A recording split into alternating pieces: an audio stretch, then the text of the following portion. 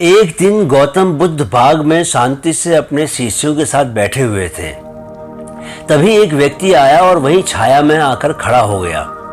वह आदमी श्री राम का एक महान भक्त था। उसने देश भर में राम के कई मंदिर बनवाए थे। उसने राम की सेवा में जीवन के कई वर्ष लगाए थे। वह हमेशा राम का नाम जपते हुए उनकी महानता के बारे में सोचता रहता था। वह बूढ़ा हो चुका था और अपने जीवन के अंत के करीब था, लेकिन बहुत समर्पण के साथ प्रयास करने के बावजूद वह अभी तक प्रबोधन यानी परम ज्ञान इनलाइटनमेंट को प्राप्त नहीं हो सका था। वह यह निश्चित करना चाहता था कि वास्तव में ईश्वर है या नहीं। जब उसे मालूम चला कि परम ज्ञान को प्राप्त बुद्ध वहां आए हुए हैं, तो वह अपनी शंका का समाधान करने उनके पास पहुंचा। उसे जब लगा कि उसे कोई गौतम से बात करते नहीं देख रहा, तो उसने उनसे पूछा, ओ परम ज्ञान को प्राप्त, कृपया मुझे सत्य और सिर्फ सत्य ही बताएं, क्या ईश्वर है? बुद्ध अपने सहज बोध से जानते थे कि यह व्यक्ति राम का बहुत बड़ा भक्त है। उन्होंने व्यक्ति की ओर बहुत गंभीरता से देखते हुए कहा, नहीं मेरे मित्र, कहीं कोई ईश्वर नहीं है। बुद्ध के शिष्य जो वहां जमा हो गए थे बहुत खुश हुए और उन्होंने चैन की सांस ली। उन्हें अंततः यह सत्य मालूम चला कि कहीं कोई ईश्वर नहीं है। वे सभी आपस में बुद्ध के इस रहस्य से पर्दा हटाने वाले वचन पर धीमी आवाज में चर्चा करने लगे। जब भी किसी शिष्य ने बुद्ध से यह सवाल पूछा था, वे मौन हो जाते थे, इसलिए किसी को इस बारे में कुछ पता न चला। अब बुद्ध के बोले वचन आग की तरह पूरे नगर में फैल गए। पूरा नगर उस दिन का उत्सव मना रहा था जिस दिन परम ज्ञान को प्राप्त बुद्ध ने ईश्वर के नहीं होने को लेकर सत्य से पर्दा हटाया था। वे आखिरकार स्वर्ग और नरक के विचार से मुक्त हो गए थे और अब जानते थे कि कोई कहीं उनके व्यवहार, उनके जीवन को आंकने के लिए नहीं बैठा हुआ। शाम को जब सूर्य ढलने को था, सभी शिष्य फिर से गौतम बुद्ध के पास आकर बैठे।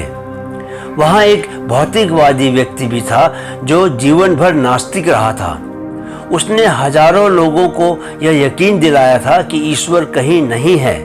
वह बड़े बड़े पुजारियों और विचारकों के पास जाता था और ईश्वर के अस्तित्व पर बहस में उन्हें हराता था। वह भी बूढ़ा हो रहा था और उम्र के साथ उसके मन में संदेह पैदा हो रहा था। अगर ईश्वर हुआ तो क्या तब मेरा जीवन बर्बाद नहीं चला जाएगा? ईश्वर के होते हुए मैंने जीवन भर सबसे यही कहा कि वह नहीं है। यह संदेह उसे घुन की तरह खाने लगा। उसने अंततः सत्य मालूम करने का फैसला किया और परम ज्ञान प्राप्त बुद्ध के पास पहुंचा। उसने बुद्ध के पास पहुंचकर धीरे से पूछा, वे कहते हैं कि तुम्हें परम ज्ञान प्राप्त हो चुका है, कृपया मुझे बताएं कि ईश्वर है या नहीं। यह जानते हुए कि वह आदमी नास्तिक है, बुद्ध ने दृढ़ आवाज में कहा, मानो कि उन्हें उस पर पूरा भरोसा हो, हाँ ईश्वर है। बुद्ध के शिष्य एक बार फिर भ्रम में पड़ गए। नगर में यह बात फैल गई कि ईश्वर है। अब पूरा नगर भ्रम में पड़ गया। आप इस बात को समझिए कि जीवन में यह यकीन कि ईश्वर है या ईश्वर नहीं है, दोनों किसी काम के नहीं हैं। अगर ईश्वर है तो ही हमें अच्छा व्यवहार करना चाहिए। अगर ईश्वर नहीं है तो क्या इसीलिए हमें खराब व्यवहार करने की छूट है? खुद को जानने के लिए हमें अपने ही भीतर झांकने की जरूरत है, न कि इस ब्रह्मांड में कहीं बाहर।